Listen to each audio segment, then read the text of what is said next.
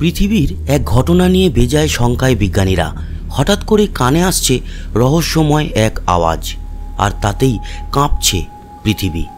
এক আধ দিন নয়, টানা 9 দিন ধরে চলেছে এই আওয়াজ, আর তাই নিয়ে তোলপাড় পৃথিবী। অনেকেই এই আওয়াজ শুনে প্রশ্ন তুলেছেন, এই আওয়াজ কি এলিয়েনদের? কিন্তু কেন এই অদ্ভুত আওয়াজ, তা নিয়ে দ্বিধায় বিজ্ঞানীরাও। এরপরই ওই আওয়াজের রহস্য সন্ধানে খোঁজ শুরু করেন বিজ্ঞানীরা, আর তাতেই হাতে নাতে ফল মেলে। দেখা যায় গ্রিনল্যান্ডের পূর্ব প্রান্তের একটি বস্তু থেকে আসছে এই আওয়াজ। বৈজ্ঞানিক পরিভাষায় তার নাম এফজর্ড। এই এফজর্ড আসলে কি?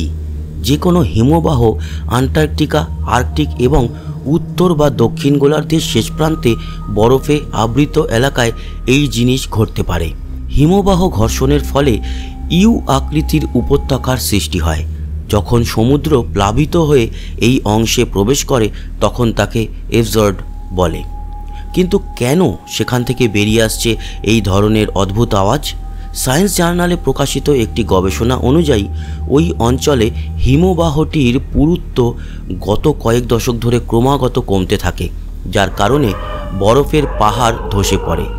এতেই শুরু হয় কম্পন, যা সারা বিশ্বে শোনা যেতে থাকে।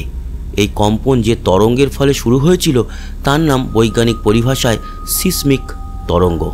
বিজ্ঞানীরা অবশ্য আশ্বাস দিয়ে জানিয়েছেন, এতে ভয়ের কিছু নেই। এর পিছনে রয়েছে শুধুই প্রাকৃতিক কারণ। এই ঘটনা ভবিষ্যতেও হতে পারে বলে সতর্ক করছেন বিজ্ঞানীরা। যদিও একাংশের দাবি অনুযায়ী এই আওয়াজ ছিল এলিয়েনের, বিজ্ঞানীরা অবশ্য এই দাবি উড়িয়ে দিয়েছেন। তো বন্ধুরা, ছিল ছোট্ট তথ্যমূলক একটি ভিডিও। কেমন লাগলো জানাতে ভুলবেন না। সঙ্গে থাকবেন সাবস্ক্রাইব করে, লাইক শেয়ার করবেন, কমেন্ট বক্সে আপনার গুরুত্বপূর্ণ মতামত জানাবেন। আসি, আবার দেখা হবে। সবাই ভালো থাকবেন, সুস্থ থাকবেন, টাটা।